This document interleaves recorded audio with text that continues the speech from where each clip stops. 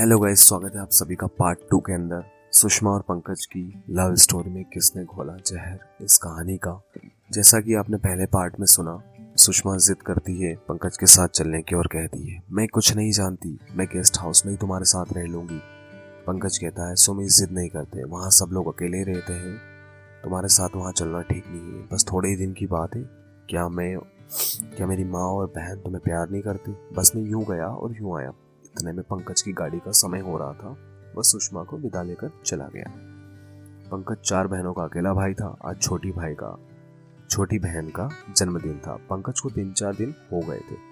पार्वती अपने घर के सारे काम समेट कर बिस्तर पर जाकर लेटी थी कि उसे नींद आ गई, लेकिन अभी उनकी आंख लगी थी कि किसी के हारने की आवाज से उनकी नींद टूट गई। वे घबरा गई, उठी और तुरंत बच्चों के कमरे में पहुंची और वहां उन्होंने देखा कि उनकी प्यारी बहू दर्द से कहार रही है।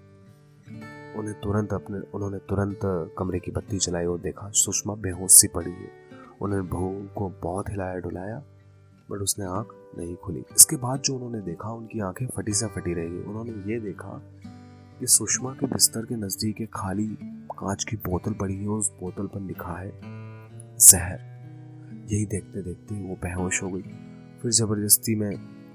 फिर हड़बड़ाहट में सभी लोगों ने पड़ोसियों को बुलाया और सुषमा को अस्पताल में इमरजेंसी में एडमिट करवाया। डॉक्टरों के कुछ समय ट्रीटमेंट करने के बाद में सुषमा को होश आया और वो चिल्लाने लगी, मैंने जहर नहीं खाया, मैंने जहर नहीं खाया।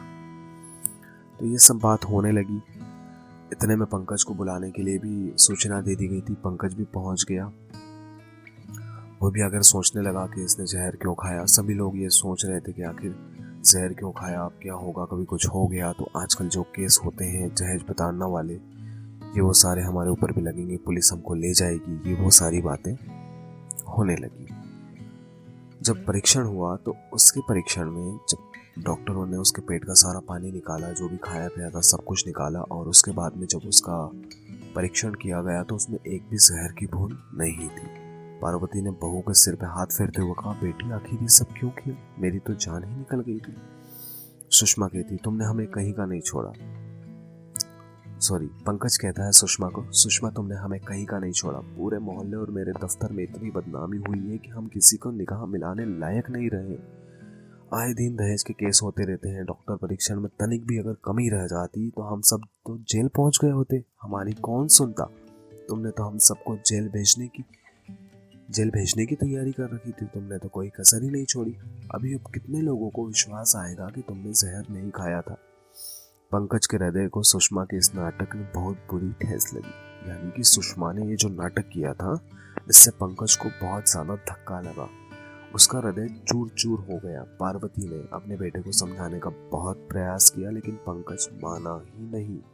पार्वती ने ये तक कहा कि बेटा बहू तुम दोनों जाओ और शहर में एक साथ रह लेना। पार्वती ने सोचा कि दोनों साथ रहेंगे तो सब कुछ ठीक हो जाएगा, लेकिन पंकज ने ऐसा नहीं किया और उसका एक घिनौना नाटक न भूल पाया।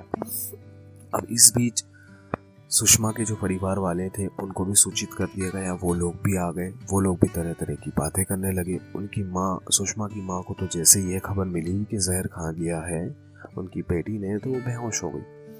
और पिता कहने लगे, मैं समझता था कि छोटे घर के लोग थोड़े बहुत रुपये पैसे के लालची होते हैं, और अगर ये पूछा तो कहने लगे कुछ नहीं चाहिए। अब हमारी फूल सी बेटी को जहर खाने पे मजबूर कर दिया। उसके पिताजी सुषमा को कहते हैं, वह भी तो उस लड़के की दीवानी बनी हुई थी। आखिर उस लड़के में ऐसी क्या ही खास बात थी। माँ ने आंसू बहाते हुए